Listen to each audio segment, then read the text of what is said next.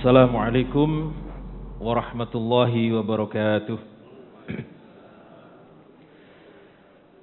Bismillah, alhamdulillah, wassalatu wassalamu ala rasulillah, la hawla wa la quwwata illa billah, amma ba'd. Puji syukur kepada Allah subhanahu wa ta'ala atas semua limpahan karunia nikmatnya. Salawat serta salam mari kita selalu haturkan kepada Nabi kita Muhammad sallallahu alaihi wasallam. Mudah-mudahan kita mendapatkan syafaat beliau hingga yaumul akhir. Amin ya rabbal alamin. Para bapak, ibu dan jamaah sekalian, setelah berbulan-bulan mulai sebelum puasa kita membahas tentang penaklukan wilayah Persia. Maka setelah ibu kota Persia, masih ingat Pak? Apa namanya wilayahnya? Madain, Madain. Dengan istananya yang namanya Istana Putih atau Gedung Putih, atau sering disebut dengan Ctesifon. Maka dengan dikuasainya kota Madain oleh pasukan muslimin, maka penaklukan kota-kota yang lain semakin terbuka karena ibu kotanya sudah dikuasai. Dan puncaknya adalah jadi peperangan terus setelah penguasaan kota Madain itu. Maka puncak dari peperangan itu adalah perang Nahawan yang kedahsyatannya sebanding dengan perang Qadisiyah yang sudah pernah kita bahas kemarin. Dan saya tidak akan membahas perang Nahawan ini, biar cepat. Lalu bagaimana dengan rajanya? Masih hidup kemarin Pak, belum tertangkap. Sinten namanya? Yazdajrid. Nah, Yazdajrid ini terus melarikan diri, bersembunyi dari satu tempat ke tempat yang lain, terus berpindah-pindah tempat persembunyiannya, hingga pergantian khalifah dari Sayyidina Umar bin Khattab menjadi Sayyidina setelah Umar, Utsman bin Affan. Jadi dia berhasil melarikan diri, sembunyi dari satu tempat ke tempat yang lain, hingga kepemimpinan beralih kepada Sayyidina Utsman ibnu Affan. Nah, lama-kelamaan Pak, hartanya ini semakin habis. Walaupun kaya sekaya apapun, kalau tidak ada pemasukan, pengeluarannya terus menerus, ya lama-kelamaan semakin habis. Para pendukungnya pun merotoli, semakin habis. Sudah tidak percaya lagi, apalagi menghormati. Jadi penguasa negara superpower di zamannya itu, atau saat terakhir-terakhir itu, tak ubahnya seperti orang yang sedang mengalami kebangkrutan, tanpa kekayaan dan tanpa kekuasaan. Maka para simpatisan, kalau partai itu simpatisan, orang yang ikut itu Pak, itu kemudian satu persatu meninggalkan Yazdajrid ini, sehingga sampai ia menjadi orang yang sendirian, atau dalam bahasa kita Pak, sebatang kara. Sebatang kara. Sebatang kara. Maka dunia terasa sempit baginya. Bagi Yazdajrid ini, sudah pendukungnya habis, dia terus dicari-cari. Masya Allah. Sedangkan pihak muslimin ini terus menyebarkan intelijen ke seluruh wilayah Persia untuk menangkap dia sebagai tawanan perang. Sekaligus memberikan hadiah bagi orang yang bisa menangkapnya, atau hanya sekedar memberikan informasi. Nah, para jamaah sekalian, mengetahui bahwa dia terus dicari-cari, Yazdajrid ini kan akhirnya panik ya. Sudah tidak menggunakan logika. Lalu ia bersembunyi di sebuah pabrik penggilingan tepung. Masya Allah, raja superpower Pak awalnya. Ini kemudian bersembunyi di pabrik penggilingan tepung. Mboten damel diesel mboten. Dereng mboten. Nah, si pemilik ini ternyata mengetahui Pak bahwa orang ini adalah orang yang dicari atau buronan. Maka malamnya dia pun diam-diam mendekati bangsawan Persia itu. Tidak hanya bangsawan tapi raja Persia itu. Dengan membawa golok. Maka kemudian ia memenggal kepalanya. Masya Allah. Lalu kepala Yazdajrid ini dibawa ke kota sebagai barang bukti untuk mengambil apa? Hadiah. Masya Allah. Inilah kisah tragis daripada perjalanan hidup penguasa Persia. Yang ayahnya dulu pernah merobek-robek surat Nabi. Masih ingat Bu? Kenapa alasannya? Karena ada nama orang lain di atas namanya. Yang namanya surat itu pasti yang pertama adalah pengirimnya, baru yang dikirimi. Tetapi mendengar ada namanya, karena dibacakan oleh pegawai istana ya. Mendengar ada nama orang lain disebut terlebih dahulu sebelum namanya, itu sudah marah-marah, kemudian suratnya diambil dan dirobek-robek. Itu ayahnya Yazdajrid, yang namanya adalah Kisra Abrawais. Masya Allah. Lalu Nabi kemudian berdoa, Mazzakallahu mulkahu kama mazzaka risalati. Kama mazzaka risalati. Semoga Allah merobek-robek, mencerai-beraikan kerajaannya seperti dia telah merobek-robek suratku. Maka setelah itu kemudian Persia ini saling bercerai-berai. Wilayah satu dengan wilayah yang lain sudah tidak bersatu lagi. Dan dapat ditaklukkan secara keseluruhan oleh pasukan muslimin di zamannya Khalifah Sayyidina Umar ibnu Khattab. Ini adalah akhir perjalanan dari wilayah atau negara superpower saat itu yang bernama Persia. Sekarang sudah tidak ada Bu, namanya Persia itu. Sudah berganti Pak? Irak, Iran, dan wilayah yang sekitarnya itu. Dan Iran itu wilayah besar itu Pak. Panjenengan nanti bisa lihat petanya. Nah, para jamaah sekalian, sekarang kita akan beralih ke wilayah Syam. Wilayah Syam. Salah satunya adalah Palestina yang sekarang masih konflik itu Pak. Itu salah satu daripada wilayah Syam.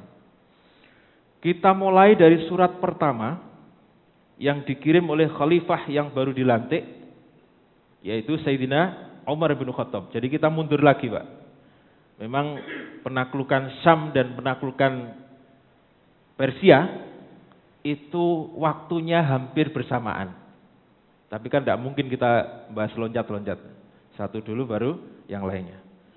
Jadi kita mulai dengan surat yang dikirim oleh Sayyidina Umar untuk pasukan muslimin yang berada di Syam. Surat itu sampai di wilayah Syam di saat pasukan muslimin yang dipimpin oleh Khalid bin Walid sedang gencar-gencarnya menghadapi pasukan Romawi di medan Yarmuk. Ini perbandingan jumlah pasukannya juga lumayan besar. 20.000 dibanding 200.000. 20.000 dibanding 200.000. Nanti koreksi kalau saya salah. Mungkin saya lupa. 40 atau 20 gitu ya. 40.000 dibanding 200.000. Di wilayah Yarmuk gitu Bang. Isi suratnya adalah sebagai berikut. Yang pertama, mengabarkan bahwa khalifah Rasulullah, yaitu Sayyidina Abu Bakar As-Siddiq, ini telah wafat, telah meninggal. Kemudian penggantinya adalah Sayyidina Umar bin Khattab. Yang kedua, pencopotan Khalid bin Walid dari panglima utama, lalu digantikan oleh Abu Ubaidah bin Jarrah. Kalau sekarang itu reshuffle, Pak. Ada berapa menteri yang di reshuffle kemarin? 5. Ini ada reshuffle juga. Kenapa Khalid bin Walid ini di reshuffle? Apakah dia melanggar? Atau apakah kinerjanya jelek? Bukan. Alasannya adalah sebab saat itu orang-orang ini karena saking kagumnya dengan Khalid, maka mereka mengatakan kalau bukan Khalid kita tidak akan menang. Menang ini disebabkan oleh Khalid. Bahkan ketika Khalid ini dipindah tugaskan dari wilayah Persia menuju ke wilayah Syam, yang seharusnya perjalanan itu membutuhkan waktu 18 hari, oleh Khalid ini hanya ditempuh dalam waktu 5 hari. Bayangkan, Pak. Karena hal-hal seperti ini kemudian orang-orang muslimin mengatakan kalau bukan Khalid tidak akan bisa. Kita menang karena Khalid. Maka Sayyidina Umar melihat bahaya di balik perkataan tersebut. Apa bahayanya? Orang-orang sudah mulai bergantung kepada Khalid, bukan Allah. Ngoten nggih? Bukan Allah. Lalu bagaimana dengan andekan kemudian Khalid terbunuh? Mereka akan down jatuh. Itulah yang dikhawatirkan oleh Sayyidina Umar bin Khattab. Sehingga Khalid ini direshuffle kemudian diganti oleh sinten kalau mau? Abu Ubaidah bin Jarrah. Salah satu di antara 10 orang atau 10 sahabat yang dijamin masuk surga. Nah, para jamaah sekalian, surat ini ditujukan kepada Abu Ubaidah bin Jarrah. Lalu Abu Ubaidah bin Jarrah berpesan kepada pembawa surat untuk merahasiakan surat itu sampai perang selesai. Apa kira-kira, Pak? Alasannya? Supaya tidak down. Kalau di tengah-tengah perang terus dikabari presidennya meninggal, bisa down itu, Pak. Kepada Khalid bin Walid pun juga demikian. Jangan sampai kemudian Khalid ini terpecah konsentrasinya karena masalah itu. Maka surat ini ditahan. Jangan sampai membuat pasukan down. Nah, setelah perang selesai dan dimenangkan oleh pasukan muslimin, Abu Ubaidah ini baru menyampaikan isi surat itu. Sebelum dibaca secara terbuka, siapa kira-kira yang diajak ngomong terlebih dahulu? Siapa kira-kira? Khalid bin Walid. Karena ada hal penting yang berkenaan dengan Khalid bin Walid. Maka kemudian Khalid bin Walid ini diajak bicara berkaitan dengan pergantian panglima utama. Lalu bagaimana tanggapan Khalid? Khalid mengatakan, "Wahai saudaraku, mengapa engkau tidak menyampaikan dari kemarin? Andaikan demikian, maka kemenangan ini akan menjadi milikmu." Maka kemenangan ini akan menjadi milikmu. Andaikan engkau menyampaikan dari kemarin, terus engkau sudah menjadi panglima, maka kemenangan ini akan didengar orang bahwa kemenangan ini menjadi milikmu. Masya Allah, ini kata Khalid bin Walid. Kenapa engkau tidak menyampaikan dari kemarin? Andaikan engkau menyampaikan dari kemarin, maka kemenangan ini akan menjadi milikmu. Masya Allah. Maka Ubaidah bin Jarrah lalu menjawab, "Wahai Khalid, sesungguhnya aku sama sekali tidak menginginkan kedudukan itu, menjadi panglima utama itu. Dan kemenangan ini adalah kemenangan kita semua. kemenangan seluruh umat muslim. Lalu Baidah bin Zarrah ini yang merasa tidak enak, Pak. Ini manusiawi, merasa tidak nyaman dengan posisi itu. Lalu mengatakan, wahai Khalid, berjanjilah kepadaku, engkau akan selalu membantuku dalam seluruh urusan ini.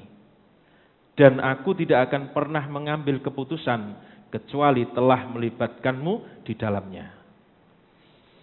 Masya Allah. Maka Khalid kemudian memeluk Abu Ubaidah bin Jarrah, lalu mengecup keningnya.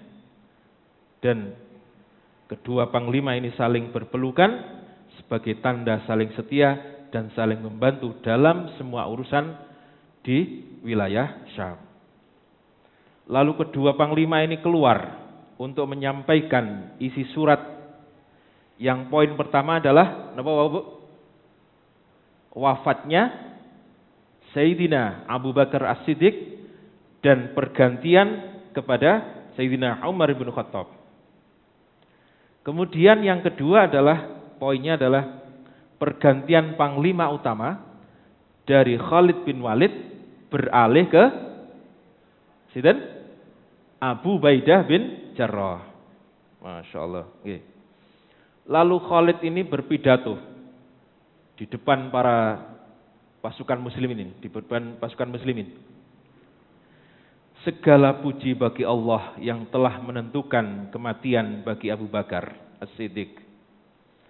Sesungguhnya dirinya lebih aku sukai daripada Umar. Ini pandangan pribadi, Pak. Kita ini boleh tidak begitu suka kepada orang lain.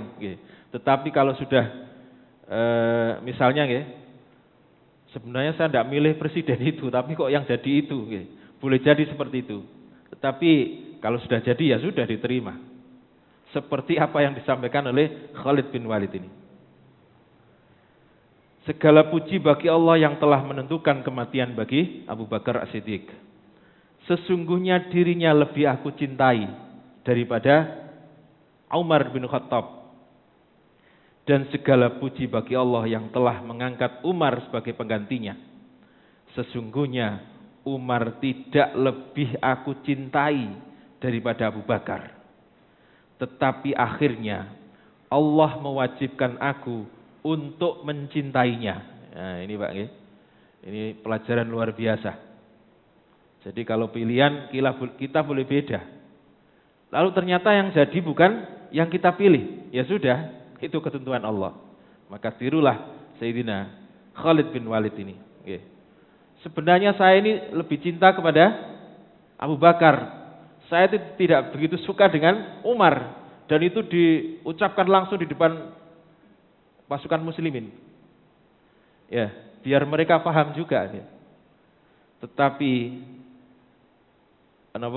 Allah telah mewajibkan aku untuk mencintainya. Maka dengan menjadi pemimpin itu, kemudian kita wajib mencintai pemimpin. Masya Allah. Ini adalah sikap kesatria. Pada kisah yang lain, Khalid ini mengatakan, sesungguhnya aku berperang bukan karena Abu Bakar atau Umar, tetapi aku berperang karena Allah dan Rasulnya. Pun beres nih. Khalid menerima keputusan Al-Faruq dengan lapang dada. Di saat pemimpin pasukan tertinggi itu dicopot dari jabatannya, kemudian diganti oleh Sayyidina Abu Ubaidah bin Jarrah. Masya Allah. Padahal tidak punya salah. Atau tiba-tiba dicopot dan diganti orang lain. Ini kalau bukan orang mulia. Bukan orang yang mempunyai kelapangan dada yang besar. Maka dia bisa kecewa dan akhirnya memberontak. Tetapi inilah Khalid bin Walid dengan kelapangan dadanya dan kemuliaan hatinya, dia menerima apa yang telah diputuskan oleh Sayyidina Umar bin Khattab. Nah, para jamaah sekalian, sekarang kita akan sedikit membahas untuk mengingat yang dulu-dulu. Sedikit membahas secuil kisah yang menarik di dalam perang Yarmuk. Nah, perang Yarmuk ini sudah pernah kita bahas. yaitu masuknya hidayah kepada seorang panglima besar pasukan Romawi. Dan dia ini adalah adik daripada Kaisar Heraklius. Namanya masih ingat, Bu? Atau bapak-bapak masih ingat? Siapa panglima itu? 1.000 sing eling. Siapa? Gregorius Theodorus namanya. Angel nggih? Angel. Makanya 1.000 wong angel, Bu. Nek gampang 10.000 ae. Gregorius Theodorus. Atau orang Arab sering memanggil Georgius atau Jurja. Jurja. Jadi Jurja ini panglima utama awalnya, kemudian perang di Ajnadin dia kalah, akhirnya dicopot juga, dialihkan ke panglima yang menengah, panglima menengah. Georgius Theodorus. Masya Allah. Dia kemudian ketika pasukan sudah berhadapan-hadapan, Pak, dia keluar dari barisan lalu menantang Khalid karena penasaran. Khalid itu terkenal dengan sebutan apa, Pak? Khalid bin Walid itu Saifullah, pedangnya Allah. Georgius ini penasaran dengan pedangnya Khalid. Dikira Khalid punya pedang dari Allah. Sehingga kemudian dia maju, kudanya dipacu untuk maju ke depan, lalu menantang duel Khalid. Masya Allah. Khalid kok ditantang duel, Pak? Langsung maju, Pak. Langsung kudanya dipacu, maju. Maka kedua panglima ini saling berhadapan. Lalu Georgius tadi mengatakan, wahai Khalid, beritahukanlah kepadaku dengan jujur, sebab kesatria tidak akan pernah bohong. Dan janganlah engkau memperdayai aku, sebab orang mulia pantang baginya memperdaya seseorang yang sedang meminta keterangan. Masya Allah ini. Berarti kedua orang ini saling mengakui, Pak. Georgius ini mengakui bahwa Khalid adalah seorang kesatria yang tidak mungkin bohong. Apakah Allah telah menurunkan pedang dari langit kepada nabimu, lalu diberikan kepadamu? Kata Georgius ini. Jadi dikira Khalid ini mempunyai pedang yang diturunkan dari langit melalui nabi, kemudian diberikan kepada Khalid. Apakah Allah telah menurunkan pedang kepada nabimu, kemudian diberikan kepadamu, sehingga setiap engkau menghunusnya, pasti musuhmu akan kalah? Jawab Khalid, Pak. Jawabnya enteng saja, tidak. Gampang, tidak. Lantas mengapa engkau dijuluki pedang Allah? Maka Khalid kemudian bercerita, sesungguhnya Allah telah mengutus nabinya kepada kami. Lalu utusan Allah itu menyeru kepada kami, tetapi mayoritas kami justru menolaknya. Sebagian kami membenarkannya dan sebagian yang lain mendustakannya. Aku termasuk di antara orang yang mendustakan dan menjauhinya hingga Allah memberiku hidayah untuk beriman dan berbaiat kepadanya. Ini ucapan Khalid, Pak. Pada saat itulah utusan Allah itu mengatakan kepadaku, wahai Khalid, engkau adalah pedang dari pedang-pedangnya Allah yang terhunus bagi orang-orang musyrik. Beliau juga mendoakan aku agar aku diberi kemenangan. Dan mulai saat itu aku kemudian dikenal dengan julukan Saifullah. Kenapa Saifullah ini? Pedangnya Allah. Jarojah kemudian bertanya lagi, wahai Khalid, sebenarnya apa yang kalian serukan? Apa yang kalian bawa? Maka Khalid kemudian menjawab, kami menyerukan kepada seluruh manusia supaya bersaksi bahwa tiada Tuhan selain Allah dan bersaksi bahwa Muhammad adalah hamba dan utusan Allah. Kata Jarojah, bagaimana kalian menyikapi orang-orang yang tidak menerima seruan kalian? Khalid lalu menjawab, maka mereka harus membayar jizyah atau pajak kalau sekarang ya.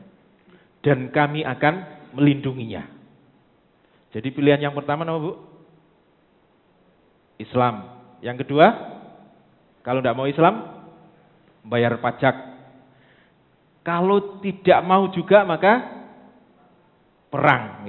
Itu pilihannya, Pak. Itu seruan daripada pasukan muslimin pada waktu itu. Lalu bagaimana jika mereka tidak membayar jizyah? Maka Khalid kemudian menjawab, kami akan memeranginya. Masya Allah. Jarojah kemudian bertanya lagi, bagaimana kedudukan orang yang menerima seruan kalian, kemudian masuk kepada ajaran agama kalian saat ini? Khalid kemudian menjawab, mereka memiliki kedudukan yang sama dengan kami, baik dari kalangan terhormat maupun dari kalangan biasa. Mereka juga mempunyai hak dan kewajiban yang sama dengan kami. Ini tidak terbayangkan Pak oleh Jarojah itu, atau Gregorius Theodorus itu.